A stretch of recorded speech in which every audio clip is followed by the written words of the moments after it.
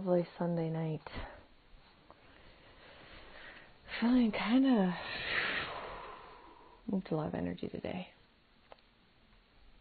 I have a headset on because they're watching the football downstairs. They are watching that thing I don't understand. Hi, whoever you are. I'm going to wait, let everybody get here. I've had an awesome Sunday. It's raining outside now, though.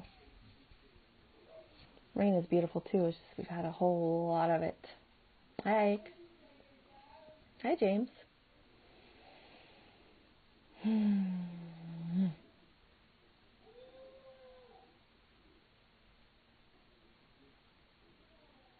subject today, for me anyway, and maybe not for anybody else, is I'm good. I'm feeling a bit lucid, but let's see if that's really true. I don't know. I want to turn this way.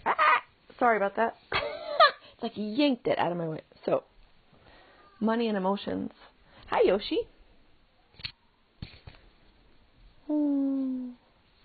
So, this morning I got like this hair at my butt. I always call it a hair at my butt, but it's really like just this incredible surge of understanding about something. And I've always found it really strange, like from when I was a little tiny kid. Hi, Anders. About how people react around money.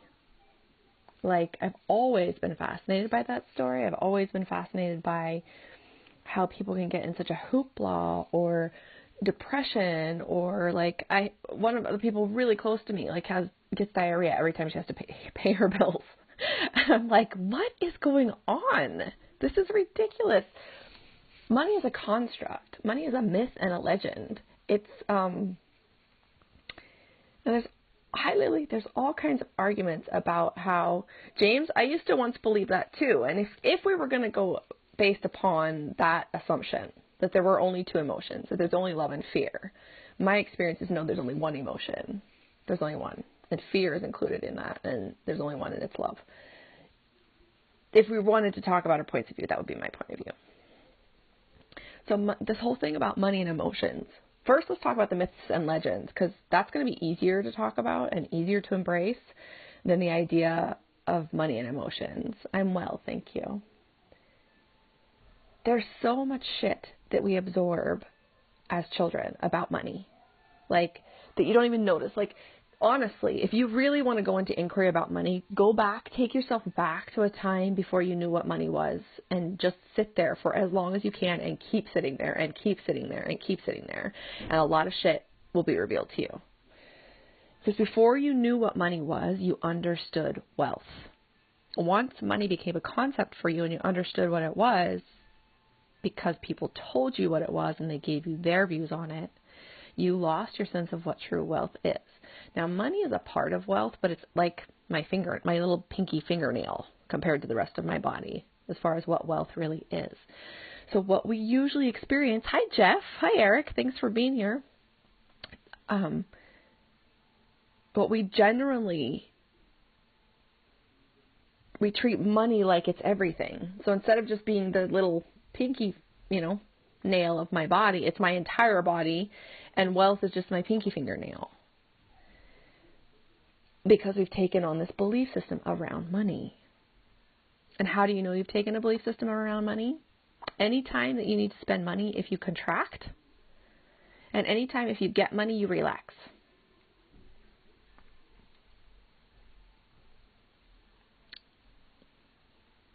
That's how you know. You've adopted this idea that money is like the end-all be-all. That money is the thing that makes how much what. It's the matter if any time you spend money, you have a contraction about it, or any time that you get money, you relax. That tells you have a system running in you. It means that you're not clear how your emotions run. The emotional pattern that you're running around money only becomes clear to you when you're willing to look at it. As in, I'm sitting here, I'm going to pay my bills, and I feel really stressed out, and I'm telling myself stories about how I'm not going to be able to pay them all, and I'm telling myself stories about how I'm not good enough because I can't. Or somebody gives you, thank you, Somebody gives you, I don't know, out of the blue, you get 10 grand, and all of a sudden you're like, oh, I finally have some air. I'm finally okay for a while, where you're already okay. So you've given money like this superhero status.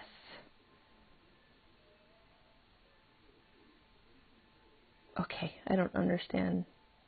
I think this is Hollandish, right? That's Dutch. I'm not sure.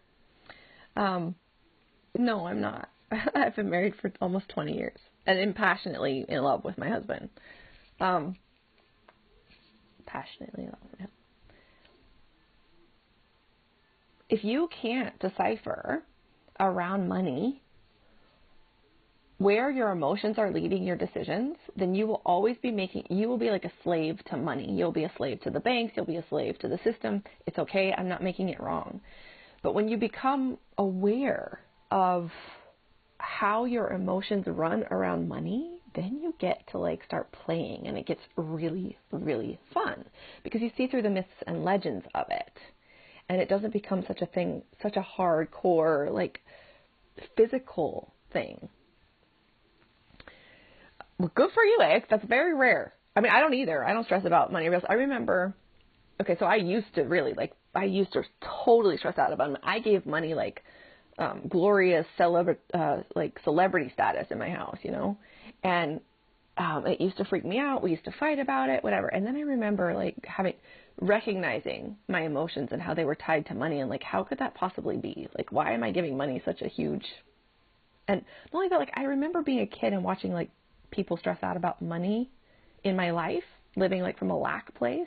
And with my childlike eyes, I saw that everything was fine and we had enough of everything, even when we didn't. I don't know how to explain that, but that was already starting in my mind as a child, that like we have more than enough and everybody has what they need. And there's a really skew way of looking at money that, like, for example, what's coming up?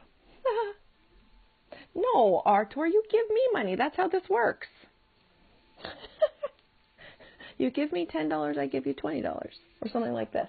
This is always really interesting. You know, when you start talking about money, it's a very highly sensitive topic, to the point that in many cultures, you're not allowed to talk about it.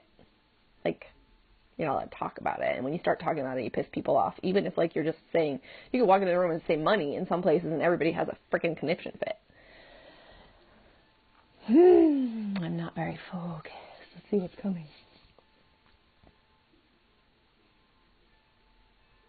Then there's the other side, the myths and legends about money, prosperity, and abundance. And these are the people that I seem to be clashing with right now. Like, these are not the people with the concepts that I'm clashing with, in that you think that abundance,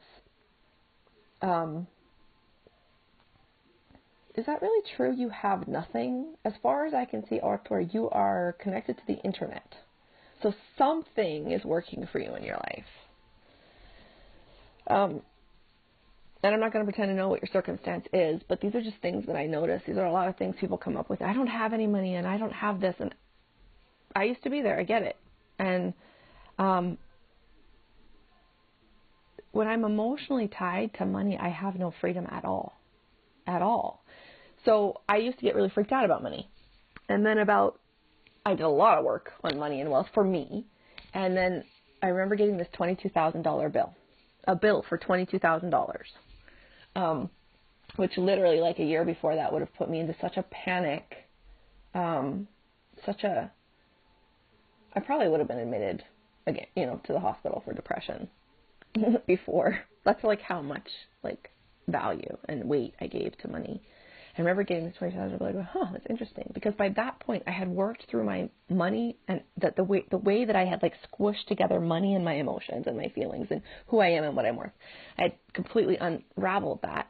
And by doing that, I started making different decisions. I became a different kind of consumer.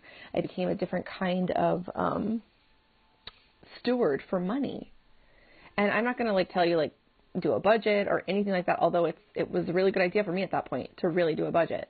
But it was like I made better decisions. I purchased differently. I'm not manipulable from from like marketing standpoint. Like people can try to sell me stuff and I either want it or I don't, and it's really fucking easy for me to say no or yes. And without looking at the price tag, because it doesn't seem to matter to me anymore. And it doesn't mean that like I have like all the money in the world. I have all the money I need, just like I think everybody does. And the one thing about abundance that that really bothers me is most people who adhere to the idea of this abundance thing, they think it's only like one-sided. Like there's only one side to the coin. Like abundance is only abundance of money. It's only abundance of things that I want. It's only abundance of the nice things. But abundance includes shit too. Like abundance cannot exist without including poverty. Wealth cannot exist without including poverty. True wealth is every option in the universe. And so that includes like stinky, wealthy, rich people who are assholes and don't share, and the person on the street who's living on the street who's chosen to be there, or the person who's not chosen to be there. Poverty and rich are within the same abundance circle. And you can't exclude one or the other, or you will never find your own real true wealth within yourself. You have to include the greedy bastards, the fucked up business people, the people who are destroying the world with what they're doing. They have to be included in your abundance story, or it won't pan out for you. And if you make them bad and evil, you make money bad and evil, you make it really hard for you to have a relationship to money. Like a healthy one, a sane one. The one that says, I see that money, we just made this up one day as human beings. We made money up. Yeah, we made money up. And so it makes, when I know every single time I get a bill that this is made up, and that it's even made up that I pay it, it's kind of a weird, surreal kind of place to come from. And I just feel excited about paying it. It's like I'm playing the game. I'm not getting caught up in what the game means about me or about my family or about whatever. I stay in reality. And then from that place, I'm able to create things I never thought possible. Like we were living so close to being on the streets that it didn't seem possible to like have enough money, let alone more than enough money. And by unraveling myself and my emotions, so basically taking myself separate from my emotions about money and looking at money as just this very benign kind of thing, like my dress or my hair, like nothing specialer than anything else in my life. Things really started to shift for me.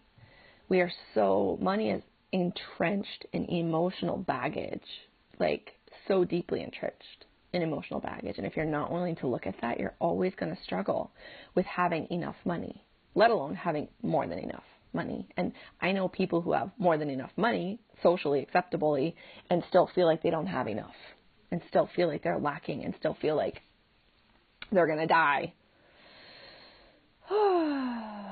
I work for myself, and I was doing a job for this lady and got a call from a guy that needed me to work for him. He's 600 in the hole with me. I said no. He offered to pay me for today. I didn't answer him back. Yeah, that works. I mean, boundaries around it. It's like,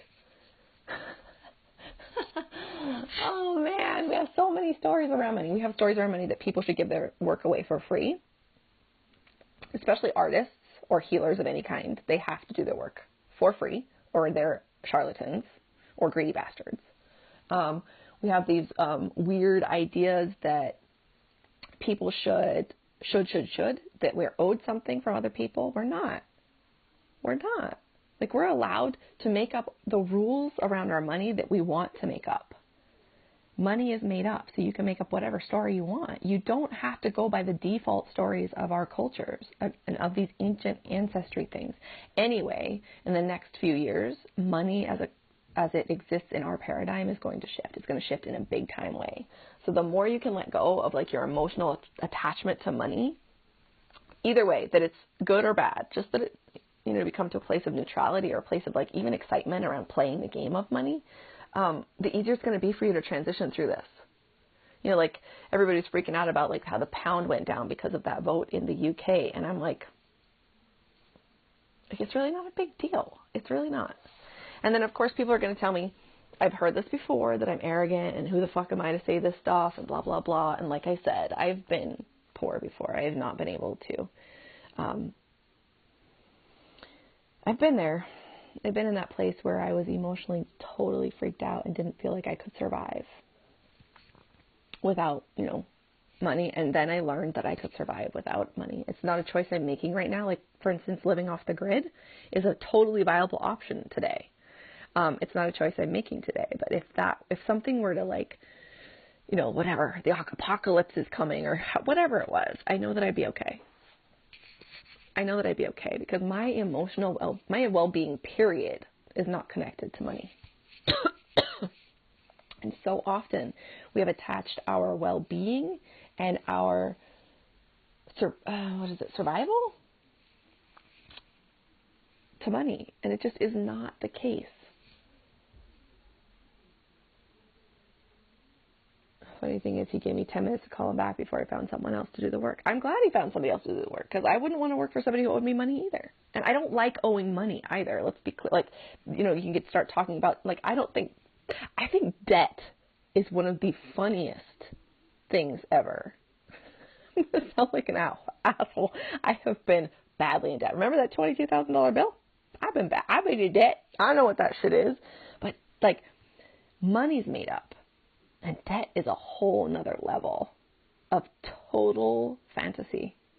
It's incredible. It's incredible. First, that we invented debt as a population species. Second, that a bank or a judicial system can come in and take something away because you didn't pay your debt. Like this, oh my God, this is crazy because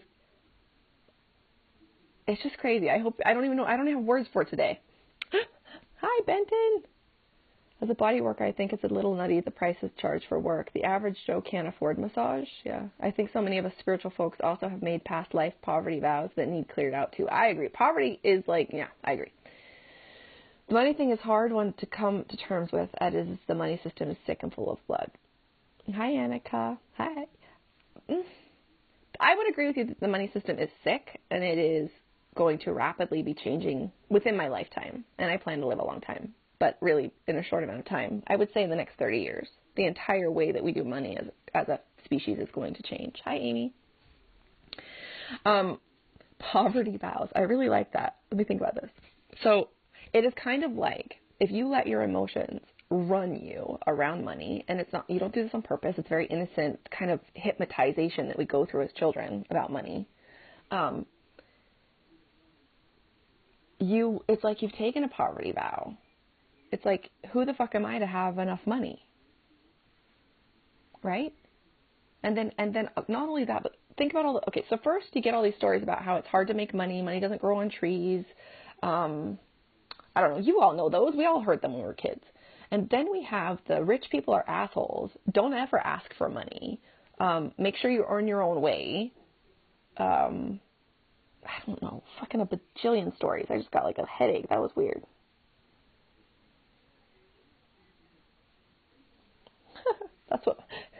There's so many stories around money that cause it stress. And remember, stress is made up. Hi, Jay. So stress being made up. If I'm saying your name wrong, let me know. Hi, Golden Bryant. I love just saying your whole name.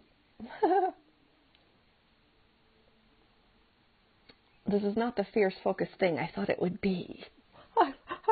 You know, but the thing about money is that it really is all a bunch of bullshit. And you can make it whatever you want it to be. You can make it the story you want it to be. You can make it the story that you want it to be. Like, here's the thing. Exactly, the wealthy people are assholes. And I know I have clients that are wealthy, like beyond wealthy, what most people can even imagine wealthy. And they're so awesome. Like, fuck, they're such amazing, deep-hearted, generous people. And, you know, I know many people who have been in poverty who are generous. I remember being alone in a city, not knowing anyone, without any money, without any idea. I had nothing, no belongings whatsoever. And it was the people on the street that took care of me. So there are generous, beautiful beings on every spectrum of the money ladder. And there's also, by the way, happy, fulfilled human beings in poverty. That's something to really, really, really, really look at it. I know some people that are in poverty are happier than people that have money. Often to make money. I wish I could stay. Check in with the recorded version later. Money only serves as a magnifier. It is only energy. You decide what to do with it. Does money act as a magnifier? Hold on a second. I have to see if that's true for me. I'm not saying it's not true for you. I just need to check for me. I just know that I started like being able to create more than enough money when I became a steward of money, when I no longer saw any part of the money story as wrong or bad, including greed, business. Like I just stopped making anything a monster, and it changed everything. But not just money. Money like is like this. It's like that tiny little bit of thing in life that matters. Like it's really not what people. Money has become like a demigod to people, and it's kind of ridiculous. And I love money, so like I don't want to be like, it's not that money is bad or people are bad, but the emotional baggage that is attached to money is almost worse than the emotional baggage attached to almost anything. It's a big one. It's a really, really big one. It's why marketing is so successful, because marketing plays on your emotional baggage like the Pied fucking Piper. Like, they count on your pain. They count on your emotional baggage around money to be able to sell you shit. That's how marketing works. And it only started, I think, like in the 1920s, maybe 1900s or so, where they really started to push into like your pain points and use your own emotional ineptitude to sell you shit you don't need. Sorry. Like, what I mean is like a brick you can build with or destroy with it. Money is only energy. It's not good or bad. Yes, I totally agree. Money is like flowers. Money is like my hair. Money is like this thing. Money is nothing more special than anything else. I adore money. I adore the game of it. I fucking love this game. I love this game. This year is my year of the greedy bastard. Like, I'm having fun here with money. So true, marketing work on your emotions. And when you know how to navigate your emotional landscape around money, you become unmanipulable. And you become a completely different kind of consumer, and it's really awesome. Poor people are religious, the wealthy only believe in money. It's true. Well, not all poor people either. Like I said, I've met poor people that are pretty fucking open about everything. So let's not clump everybody into whatever. But like, for every story that says these people are like that, there's an opposite and equal story for that they're not that, or something even better.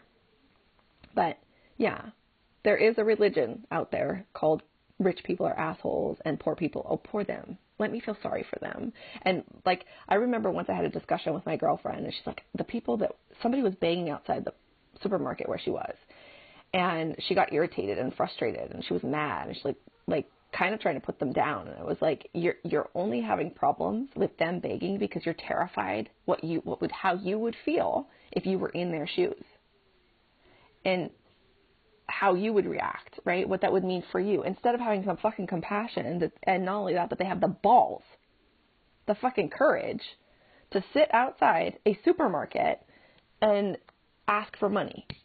I'm sorry, but that is not the easiest thing in the world. Like, people who put people down like that, I'm like, I tell you what, if I found myself on the streets with my kids, I would do whatever the fuck it took to get money. If that meant, whatever the fuck that means,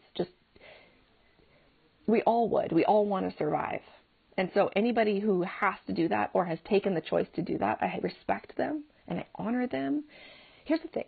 You don't have to like somebody to treat them with kindness, with generosity, with respect and honor. Somebody can bug you, but you can still treat them that way. I've been retired for 20 years and retired at 45 years old, and life is beautiful. Nice. Nice. Nice. Nice. It's so nice. See, there's a beautiful story to me right there. That's a beautiful story.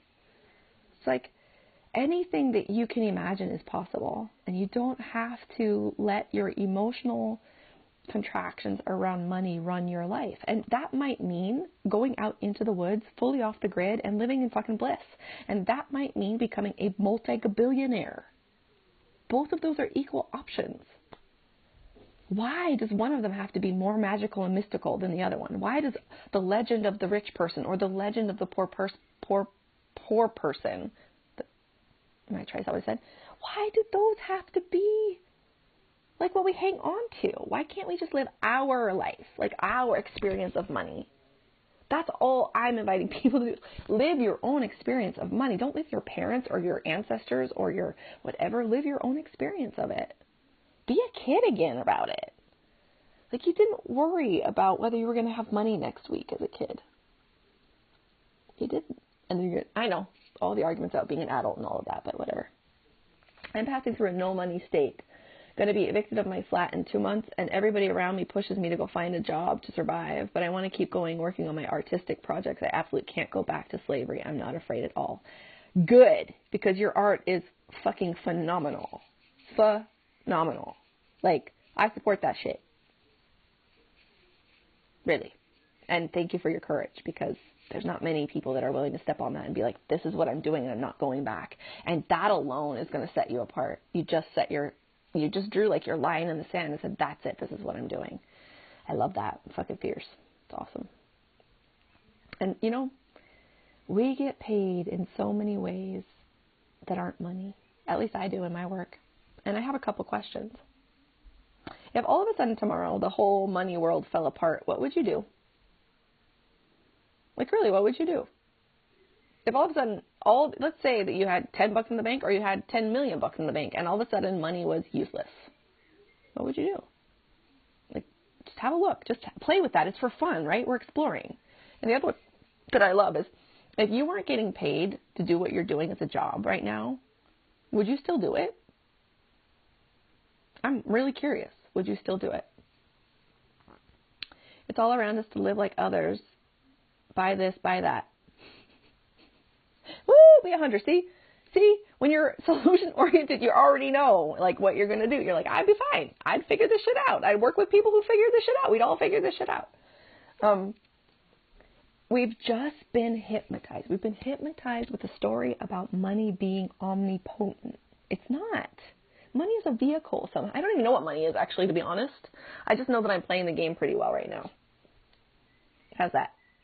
And I'm willing, at the moment, I'm big into taking risks. I'm taking some huge motherfucking risks, and it's scary, and that's the way I want it to be. Barter, exactly. I don't want to live in a complacent place. I don't want to not rock the boat. I want to know, how deep does my fear go around money? How deep am I willing to push myself when it comes to what I believe is possible with or without money?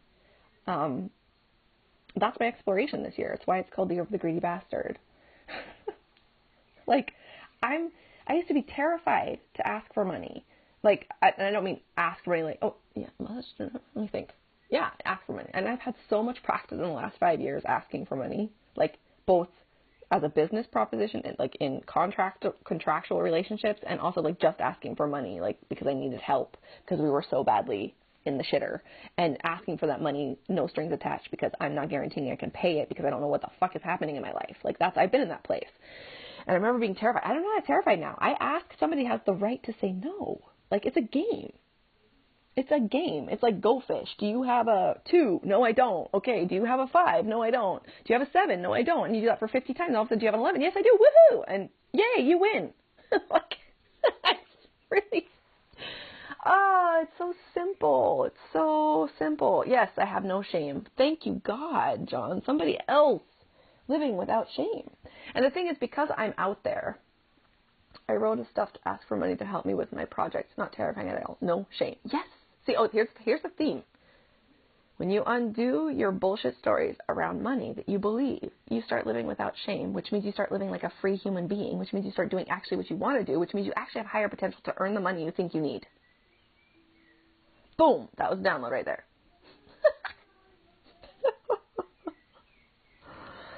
Especially because I'm out in the open, and the work that I do, which is basically a life coach, but that's not what I would call myself. I'm a fucking catalyst of epic proportions. You work with me and your shit changes, like fast and awesomely and so fucking cool. And I love my job, and I have credentials and I have papers, but I've told you before, I burnt them all. I don't give a fuck. I really don't. Like that piece of paper does not make me better at my job. does not make me better at my job. And my job is as a catalyst. My job is to help people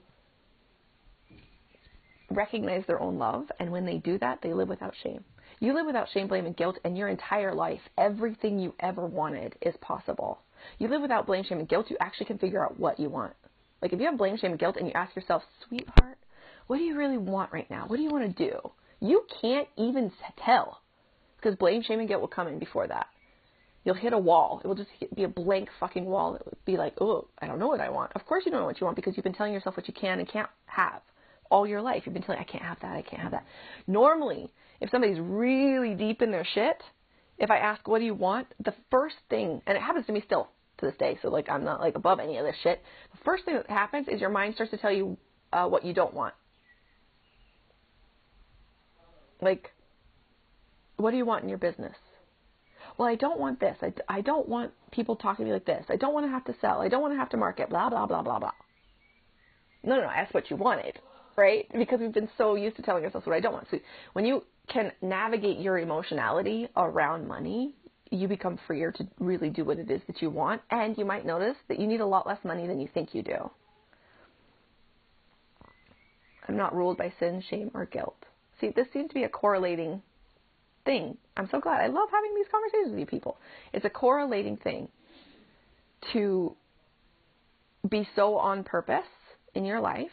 Like, how do you say your name? I probably say it wrong no matter what.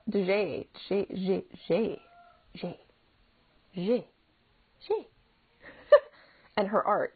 She stepped in that. She's like, fuck this. It's like she's just said, this is what I'm doing. I don't have money right now. Everybody else is freaking out. I'm asking for grants. I'm going this way, and there's no shame. There's no going back. You just start taking risks. And here's the thing. I think it's funny when people think, oh, no, I can't take risks. Well, yes, you can. Being alive is a risk. You walk down the goddamn, it's so funny. I know some people are terrified to drive. I'm like, do you walk on the sidewalk? Because, like, that's terrifying. Why do you not tell yourself the same stories you tell yourself about being in a car while you're walking down the sidewalk? Well, because you would never fucking walk down the sidewalk. In fact, you probably never leave your house. You probably sit in a chair and never do anything because you wouldn't move around either, because you might trip and fall on your face and die. Like, seriously. Risk is all there is. Ooh, look, there's my pregnant belly. See? That was the last piece of art I made, pretty much.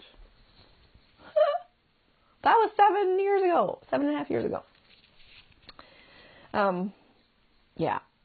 So I think if there's a magical things that I'm concluding from our conversation around money is no shame, no blame, no guilt. If you can let go of blame, shame, and guilt around money, and the way you do that is by not pointing the finger out to those greedy motherfucking business people, or those greedy bastards, or those sleazy salespeople, or whatever the fuck.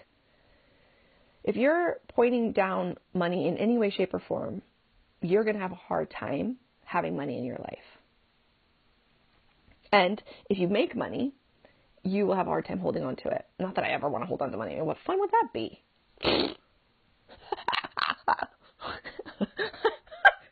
I'm not don't come asking me for financial advice, because for me, the way I make money is magic. There is nothing practical about the way I make money. Nothing. Parents have a big responsibility for their children about teaching them how to think about money at first. This is really fascinating. I'm glad you brought that up, because this is what happened today. There's certain things I've given my kids in a really loving way, and that was they know how to cook, and they know how to clean, and they know how to fold their laundry. They know how to do the things that I think if you're good when you move out into your own house. I think being able to cook and clean and organize your household, if you don't have that stress on top, if you don't have that on top of having to learn how to live on your own, I think it's just a really huge gift. So that's the gift that I give my kids. And then I was thinking about, the other gift, because this is what I've heard and read, to give my kids would be how to manage money. And it was that's when I got this huge download that money is, the future of money is not the money that we have today. And so if I teach my kids how to manage money, the different accounts, I have a savings account and this much money goes here. Every time I get paid, I have to put 13% in another account because I have these taxes and things that I have to pay living here in Switzerland. There's all these systems in place, which are really cool because they help be the conduit, and they're a good stewardship program. And you can read any umpteen number of books about the practical shit. It's just not stuff I'm interested in. It's set up. It's for sure important, but it's not the end all be all. So I was thinking, like, teach my kids how to manage money, and it's becoming so clear to me that money's not going to be the same in 30 years than it is now. It's not. And so I would rather be the example, and that is, it might look chaotic on the outside. Hi, Marlies. So glad you're here. It might look chaotic on the outside. The way I manifest money in my life, the way I do it, is nothing near linear. It's not linear. It's not rational. It's not practical. It doesn't make sense to a lot of people. It doesn't even make sense to my husband. But he's becoming a believer. It took him a while. It took him a while to trust. That was okay. And so if anything, I don't want to teach my kids how to manage money. I want to teach my kids how to not be emotionally tied to money, how to play in the money game, how to know that whatever they love to do, whatever they find that is a passion in their heart to do, they can make money from it. That's what I want to teach my kids.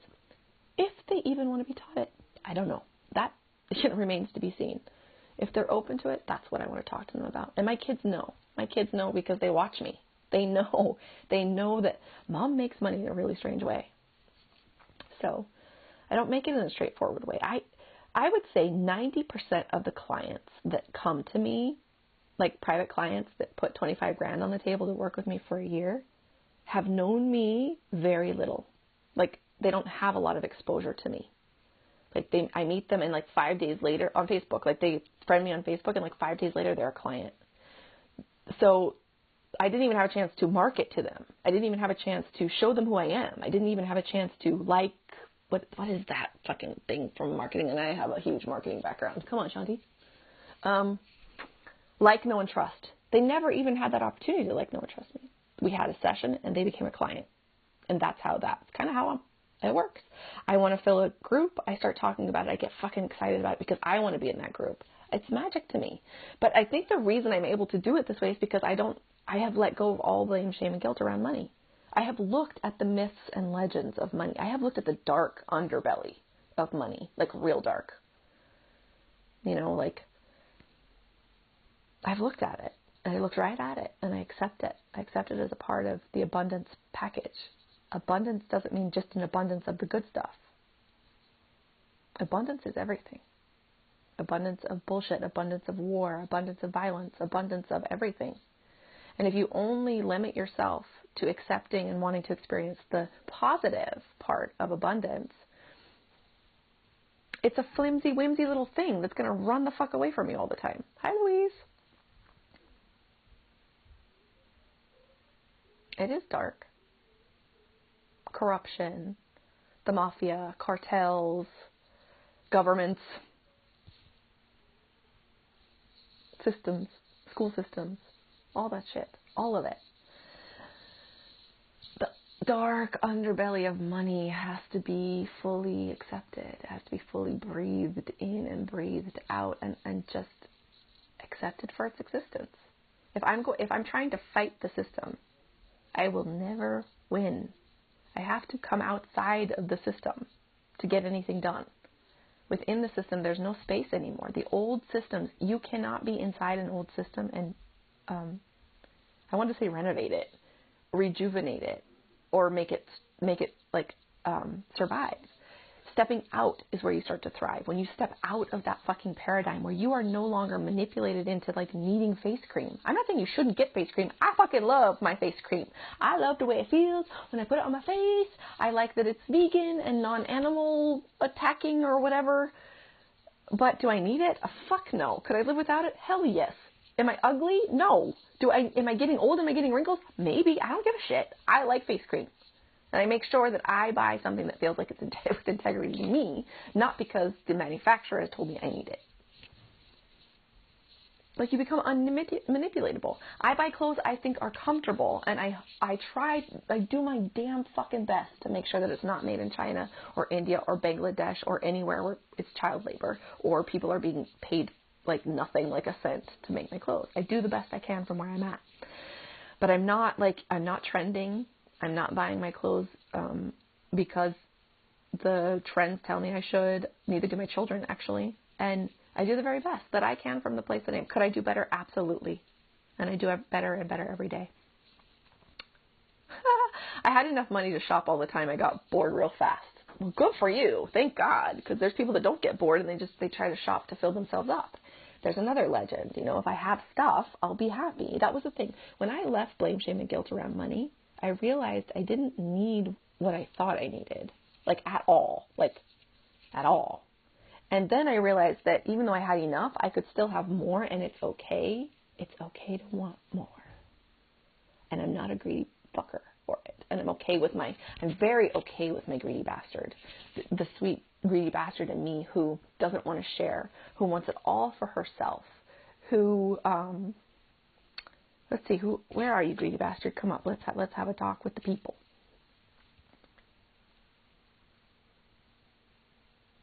The greedy bastard who wants it all, who wants more, who wants to rule the world, who wants more than enough money so that she can, save all the starving children. There's the greedy bastard who wants to use money to feel whole. There's the greedy bastard who wants all the money so that they look good to somebody else. There's the greedy bastard who is terrified to be seen as the greedy bastard. There's the greedy bastard that's just scared. That's just thinks money's going to fill her up. Thinks it's the answer, the Holy Grail, all of that. Yes, exactly. Let's use money to do awesome shit. This is exactly where I'm at. Goodwill has its nice clothes. My kids love it. She asked me to go. Exactly. Like recycling. Very good. Greed is actually a type of poverty mindset. It's rooted in scarcity. Gary, I would agree with you. And I completely embrace my greedy bastard, my scarcity mindset. I embrace it. I embrace it, and they say, you're welcome to be here, because it is the dark belly of money that allows me to make money in the way that I do. Because I don't push it away. I don't make it wrong for me to feel lack. I don't make it wrong for me to feel scared. I don't make it wrong for me to say, I need money. And people in this day and age, in the paradigm that we're in, everybody needs money. So if you're in some delusional place thinking, I don't need money, unless you're living off the grid and you got your shit together without money, I don't want to hear it. Like, I don't want to hear it. We all need money in this paradigm. That's just the way things work. And to tell yourself the lie that you don't need money is just a disservice to yourself. There's another great one. More money, more problems. Not true. If you believe that the more money you have, the more problems you're going to have, how difficult is it going to be for you to be in a healthy relationship to money? Yes, that's a great point. You brought up two great points, Marley. So what about the fear of having none? Because it has happened. Are you still here? It's also happened to me too, of having none. I've also played out in my head if I'm on the streets with my kids, and something in me knows I'd be just fine. I donate money where I feel like it matters.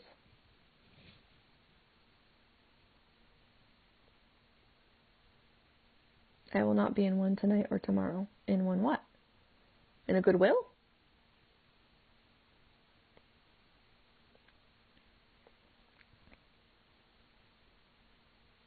Right? It's like we're so afraid to not have any. And yet, I know so many people that don't have any and still have what they need. It's very bizarre.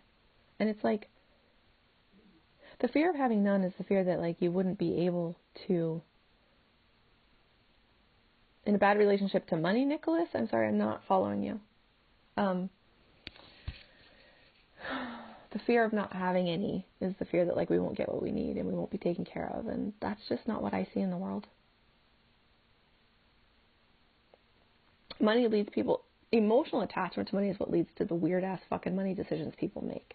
And if you can feel, like, there's so many things. If I say money, if I say wealth, if I say greed, do this for yourself at home, please. If I say rich people are assholes, rich people in general, poor people, starving kids, anything that I have, any concept that is also like velcroed or stuck to money, and I pay attention to how it resonates in my emotional landscape. And if it's sticky and it's contracting, then I look even closer. because I want to know my myths and legends. I don't want to be pulled by the hair around making decisions about money based on myths and legends that aren't fucking real. Like if I don't have any money, I'm fucked. So not my experience. If I have a lot of money, I'll be happy. Fuck that. I'm happy. I'm happy no matter what money is in my bank account. Like there's nothing. Bad relationship with money. People, stupid shit that we don't need. Any generalization is questionable to one degree or another. I agree.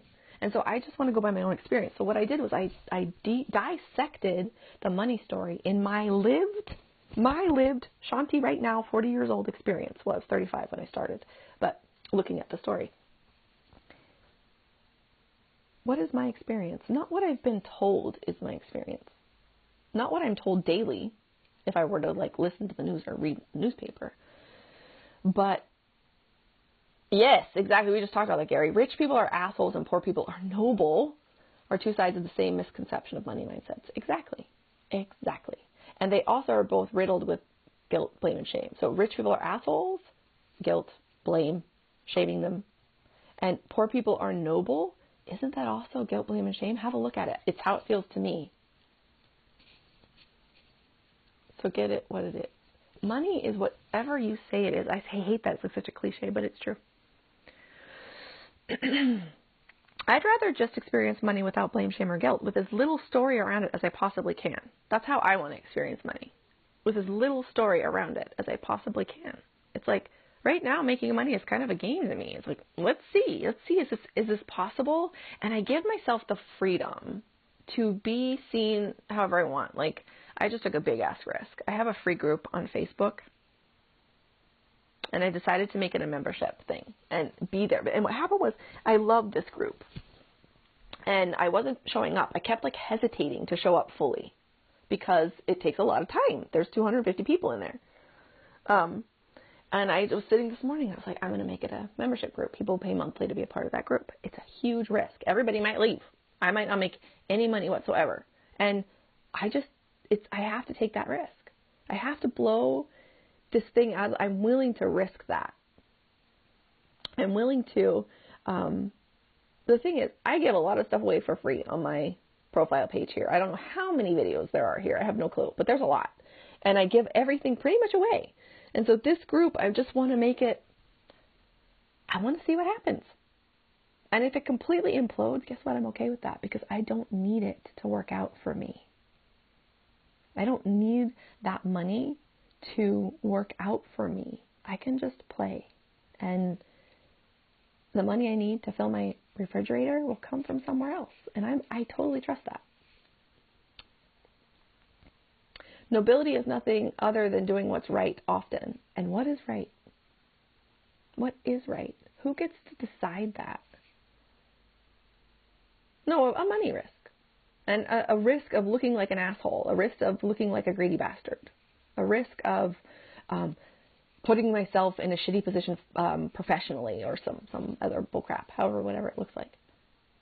Is it true nothing from nothing leaves you with nothing? Or is it the path of nothing that we search for peace? Whoa, that hurt my brain.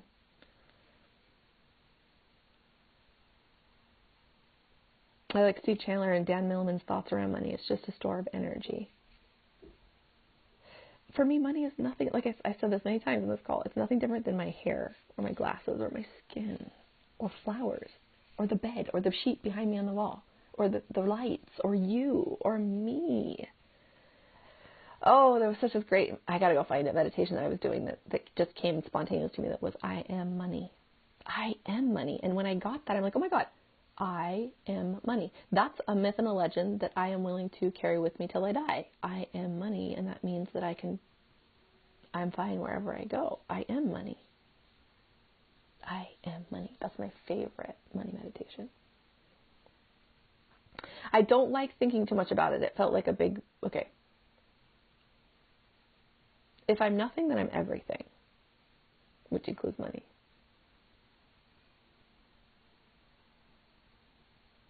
I think there are generalizations that we can agree on. Hurting people is wrong. Lying generally sucks. Violence for the sake of domination is typically very vast. Nicholas, yes. And yes, and I have a different opinion. Hold on a second. I'm going to be off soon. This has been going for a while. Thanks for being here, Gary. Nicholas, though, since we're in conversation, so. There have been times where I've hurt other people, and it was the best thing that ever happened because of what we learned, the two of us learned together out of it. I have lied many fucking times in my life. I've been lied to many times in my life, and I really can't find anything wrong with it, because if I'm in a mindset of a place where I feel like I need to lie because I'm scared, not because I'm an asshole. It's not because I'm an asshole, it's because I'm scared. What causes someone to lie? That's what I look at. What causes somebody to hurt somebody else? I mean, if you look at I think it's supposed to, just before this or prior to this, somebody today told me I'm like a big piece of shit in life, and that they hate me. So, hurt people say things like this. Does that mean that I am a piece of shit in life? No. And violence for the sake of domination. Violence is only repressed emotions. And so, is it wrong? I don't really know what's right and wrong. I only know what feels right for me, and that's all that matters for me.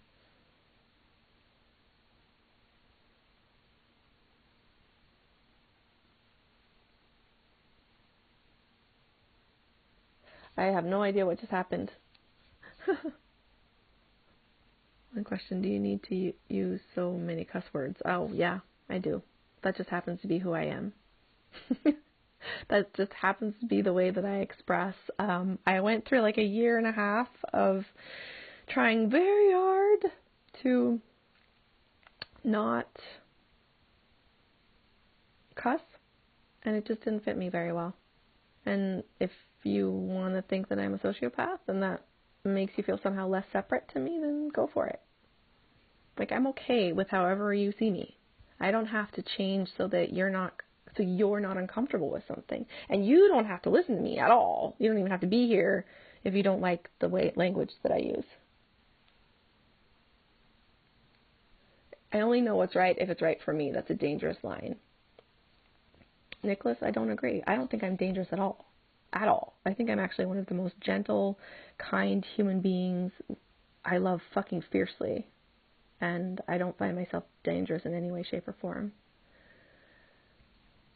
If I were uncomfortable, I would be here. Well, you are here. And here's the thing. Why not? Why shouldn't I? Why not use the cuss words? Why not use the language I'm using?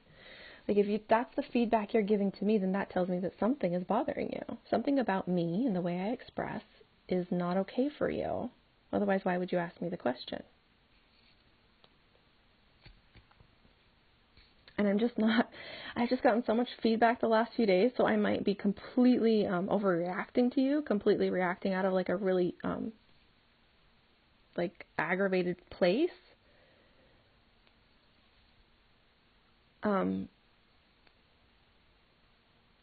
Oh, hi, Tiana. Hi. Thanks for being here. Hi, baby.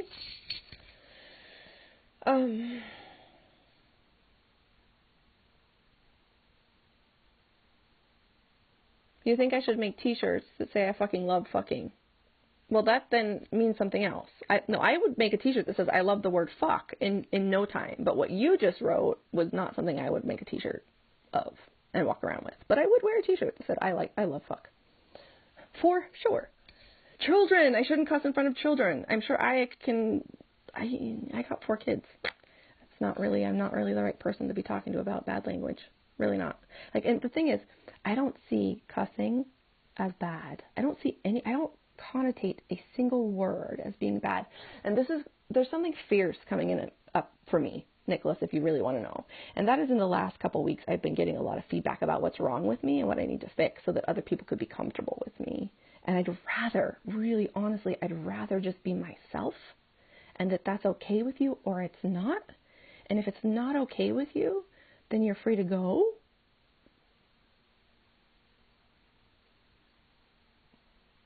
But I won't change. I won't change who I am in order to please somebody else. I will only change myself to please myself when I find that in me.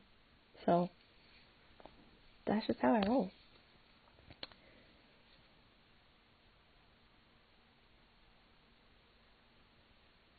Yeah, here we go. Now we're getting into conversation. Annika would like to know if you see me as a sociopath because I use curse words. Or because I use the words fierce, don't change for me, I know you can leave. I'm kind of really curious what's going on here.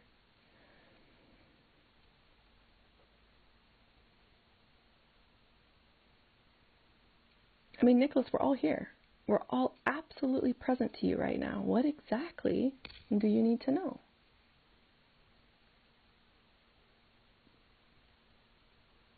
Do I feel threatening to you? That's not my intention at all. At all.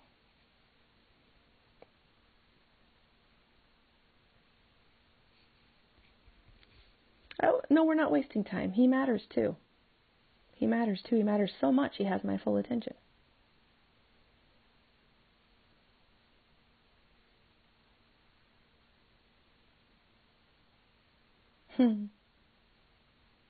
Thank you. I'm good at talking. Yes, it seems to be one of my superpowers. Thank you, Tiana.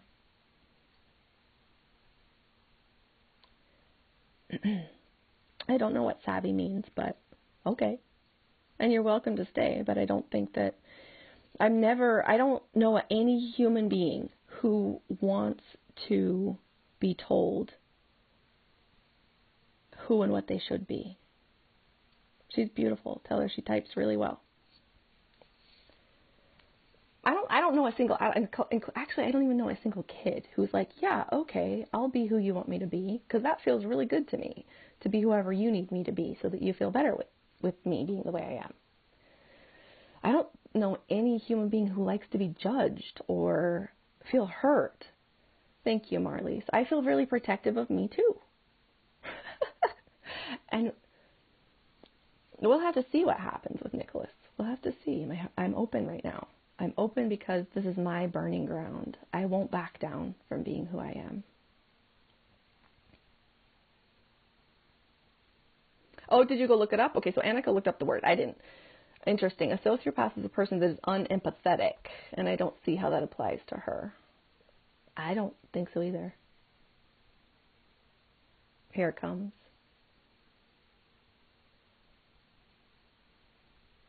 Approval was really important as a child. That's why we look to our parents. Did you see me, Mom? Look, did you see that? Somehow it's an inborn thing that we need. And it's okay to be needy of approval. It's okay to want somebody else to love you. It's okay to want people to like you or appraise you or love you. It's okay. I think it's really sad that we came to this place of, especially on the spiritual part, where you shouldn't, seek approval or whatever.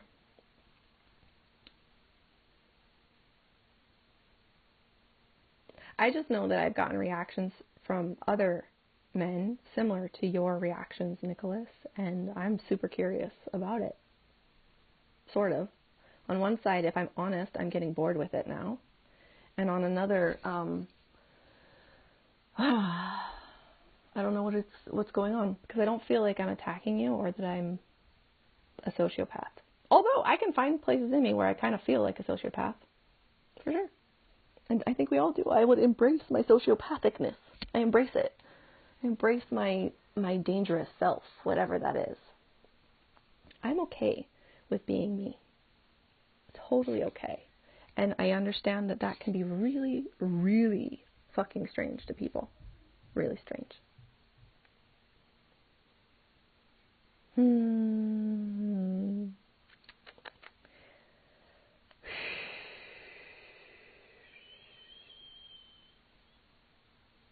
No matter, I just want everybody. There we go. Thank you for your honesty, Nicholas.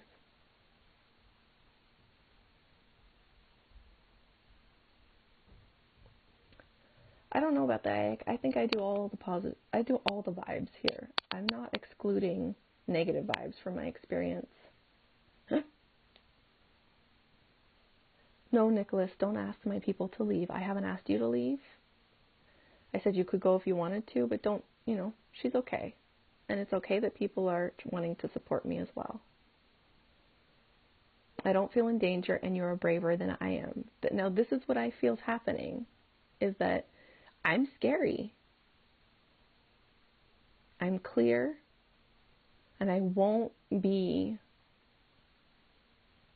you can't blame, shame, or guilt me to my face and have it work out. It's not going to work out because I just don't play that game. Well, she just asked you to stop. You know how you kind of felt the need to ask me why I cuss? You felt the need to point out that I'm a sociopath. She felt the need to ask you to stop. And all of those expressions are valid and allowed. I noticed that the feeling of being attacked is coming from inside of you, not from anyone outside of you. You're deep, from Tatiana. I'm 10 years old. You're smart. Oh, honey. Thank you for giving me your attention, because that means everything to me right now. Everything.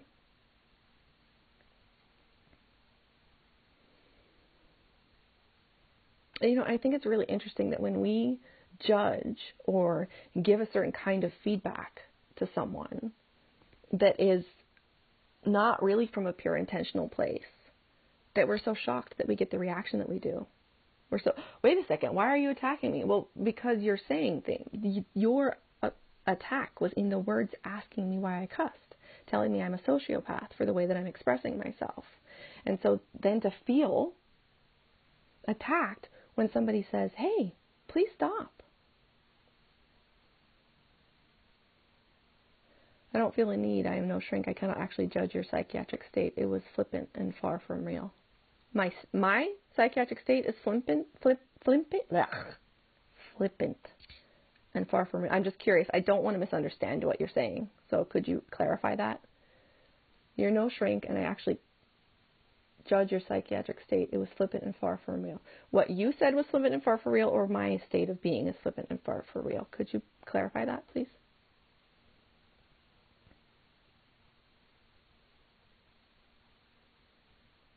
I hold space for you. Like, I'm willing to hold the space for you to come and meet me. The use of the term sociopath. Thank you.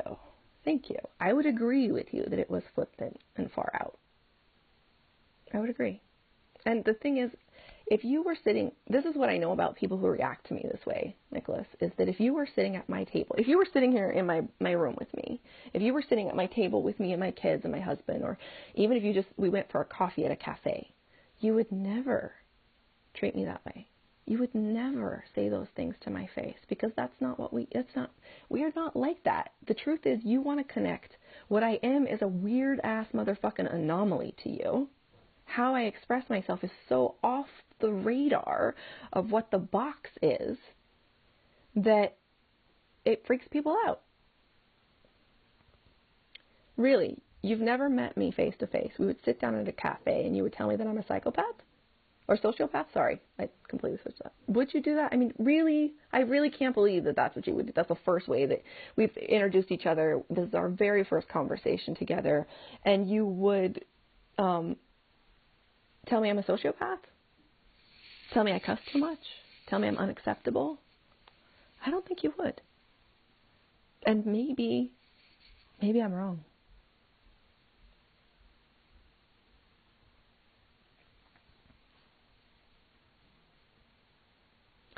I understand, Annika, too.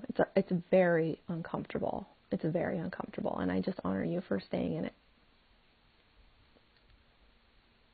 Anybody who doesn't support you is just jealous. And you know what, you could be totally right, Tiana. And what jealousy is just, I want to know more. Jealousy is wanting to be closer and wanting to be connected and not realizing that that's what it is. Like, I just want to know more. I'm not saying that you are jealous, Nick. I'm just saying if jealousy is on board, that's what jealousy is.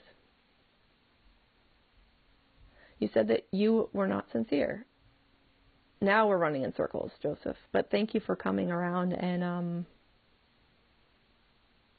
being honest. I really appreciate that. I really do.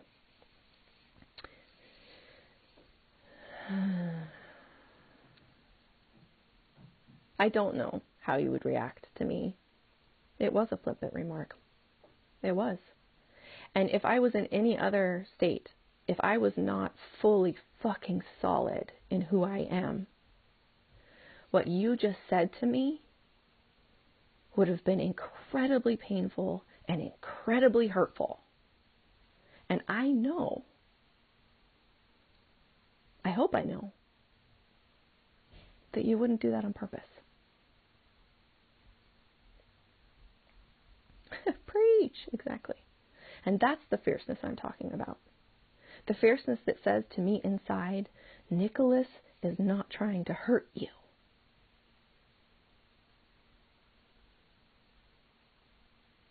That's my fierceness. And there's people who have said things like that and I block them. Like, I do what I do in the moment.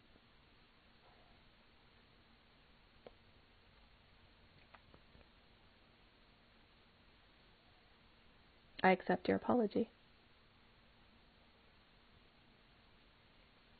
Not that apology is needed. I didn't feel attacked. I'm just saying, we communicate in ways we do not understand.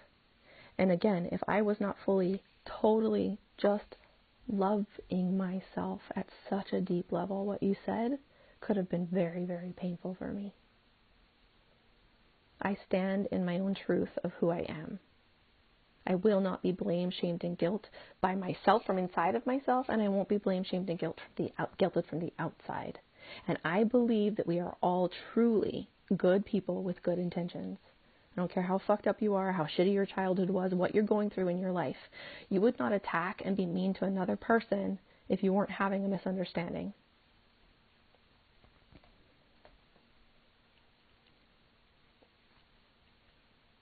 Just very mean and unjustified. I'm so sorry to witness your anger. Marlis, don't be sorry. Okay, well, I can't tell you how to be. But just what just happened here was so epic. It was so epic. Like, that you're even still here, that you sat through your uncomfortable feelings, that you breathed through it and you're still sitting here with us is epic. It's beautiful. No, Nicholas, guilt has no use. I could guilt the shit out of you right now, and there's no fucking way I would do that. I prefer to meet you. I prefer to see you as a decent human being. I prefer to know that there's no right or wrong. The only way that we communicate like that is because we're confused. I wouldn't try. It doesn't even come to me to do that. Thank you, Marlise. I'm kind of in awe of myself.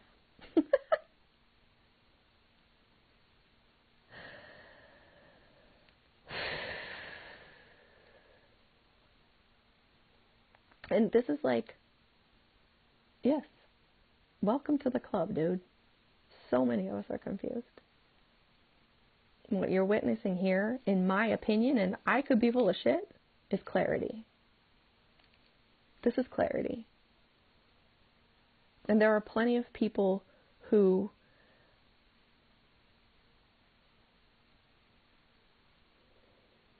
there's plenty of people that are lost too. And I just don't see our society as dark. You see, I've embraced all my dark sides. So you can tell me, you could come to me and tell me, you cuss and that's bullshit. You are ugly. You shouldn't be doing these things. You don't know what you're talking about. You should have better technical lighting. You're a shit in my life. I hate you, which is what I've heard today. So I'm a bit tender. And it just,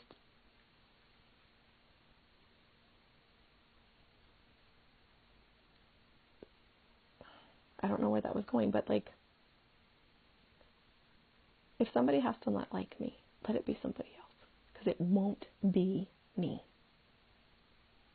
I won't bend. I won't break. I will just be here, being me. I'm not going anywhere. I love it when you said I'm bored of this conversation. I've got really good at just being honest with what I'm feeling. I wasn't irritated. I wasn't frustrated. I was like, okay, I'm bored. And look, it's okay to be lost. You don't have to hide in your bedroom. Nobody here knows where you live. It's okay. I just know that, like, for me to look in the mirror and like myself, love myself, know myself. I make mistakes. I fuck up all the time. And I love myself regardless. That's all I want for all of us. For all of us. To be able to say, I fucked up today. I said something stupid. I yelled at my kid. I pulled my cat's hair. Whatever. And still be able to be like, you know what? I'm still lovable. I'm lovable from the inside out. Thanks for sticking with this, all of you. Everybody who's still here. Like, I can only bow down to you in holding the space for what just took place. And this is a part of my journey, too.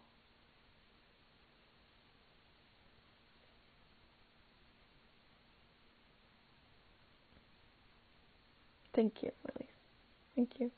But this interaction with Nicholas is a big fucking piece of my own journey.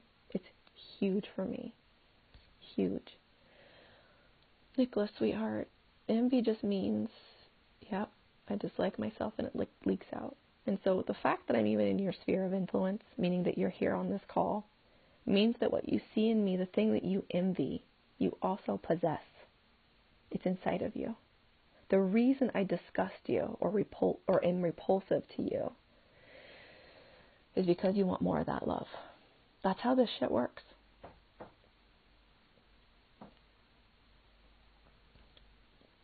Not of my love, of your own love. You want to like yourself. You want to be able to get up in the morning and be like, I like me. And not be influenced by what other people tell you should or shouldn't be. Just to be you, whatever that is. Weird, strange, freaky, normal, whatever. Wake up every morning and just be you and know that that's okay.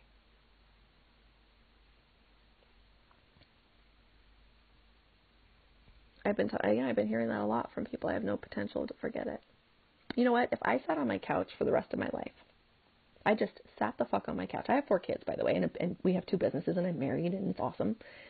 But if all I ever did, if all of a sudden I woke up in the morning tomorrow, and I sat on my couch, and I did nothing for the rest of my life but sit on my couch, loving the fuck out of myself, I don't need potential. It's irrelevant.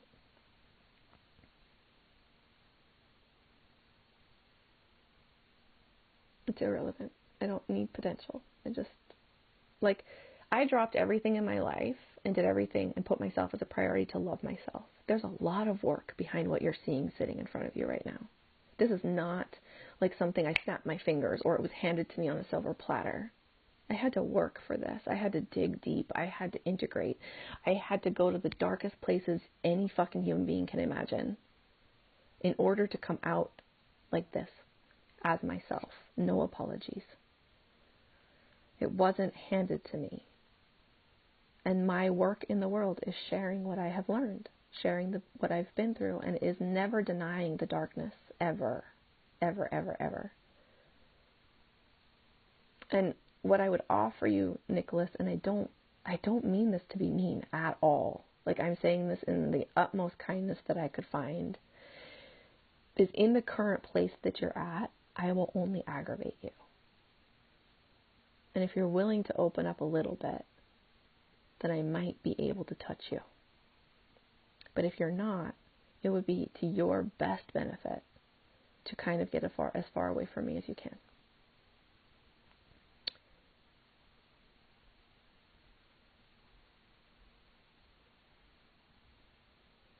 Nicholas, the fact that you could apologize and be vulnerable instead of show that you have that does be vulnerable instead. There is your potential. Although, like I said, potential is. I work as a CNA. That's a certified nurse's assistant, right? And play music with a bunch of guys for fun. You have no potential. You're working, my love. You're working. You're out there making money. You're out there doing things. You're out there serving people. You're playing music. I see good. I see a very good human being. And again, I just offer. What I offer is myself.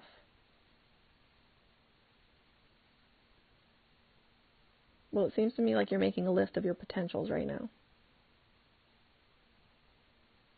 All the things that are good about what you do. And if there's something, Nicholas, in your life that has been very, very dark, something that you have done or that might have happened to you,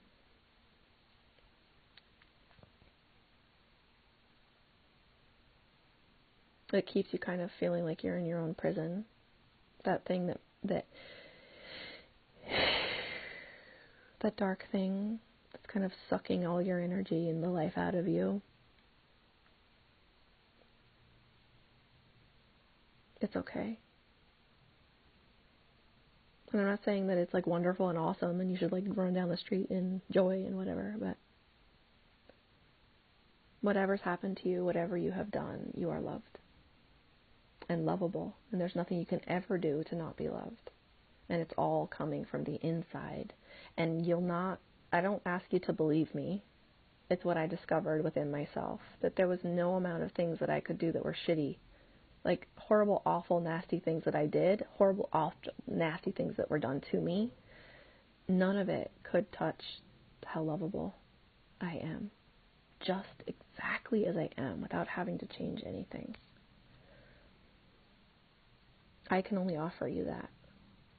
And because of what I've been through and the purity in the way in which I communicate, it can be really, really scary, especially if you've been living in a cycle of blame, shame, and guilt. And I have a ton of videos here on Facebook on all of those subjects. There's lots and lots of them if you want to look. But again, I wouldn't invite you to do that if I'm irritating you right now. It is in my darkness that I found how bright my light is. And if I don't harvest my darkness, I can never know my light. And to me, in my now current experience, my light and my dark are exactly the same thing. They live in the same place. They are not separate. They are not different.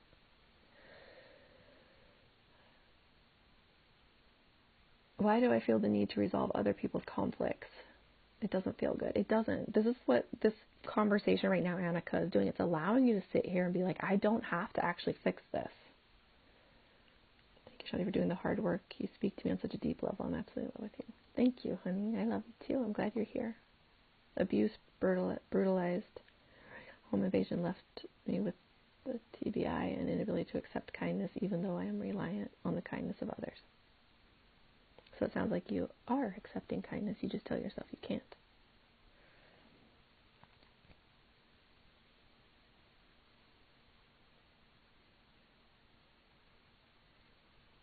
It seems to me like there's a lot of good things in your life,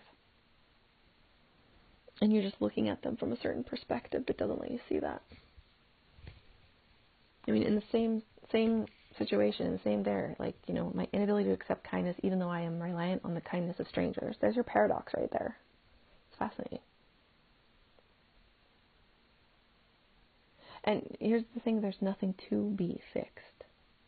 There's nothing to be fixed here. Not in this conversation, not Nicholas, not me, not what he said, not what I said, not what us who's here, who has been able to stay on this long and go through this conversation this long. There's nothing to fix. Oh God, there's nothing to fix. You're right. Nicholas is right. You asked that as a question, it just is. The only way I can say this is that for me, there's an unwavering okayness. And in that unwavering okayness, there's nothing to fix. There's just my experience right now. There's anger, or there's fear, or there's joy, or there's delight, or there's kindness, or there's cuss words, or there's no cuss words, or there's some shame or something. But there's just what I'm experiencing right now. There's nothing to be fixed. I don't have to fix myself for you. I don't have to stop cussing for you. I can just be me. Same thing goes for everyone else. I don't know that any of us Marley said, Nick, I too come from a lot of abuse. We have choices. Love always wins. I have been shocked to discover how many of us come from abuse. I don't know why it's so shocking to me. But we're not alone. None of us. As much as we feel like it, we're not. Because we are all one fucking thing. And we're walking each other home. Hi, Allison. I'm getting ready to, this was about money and it turned into something else. But this is all about money. Because, you know that thing I told you about? I am money. I am money. Thanks for stopping by.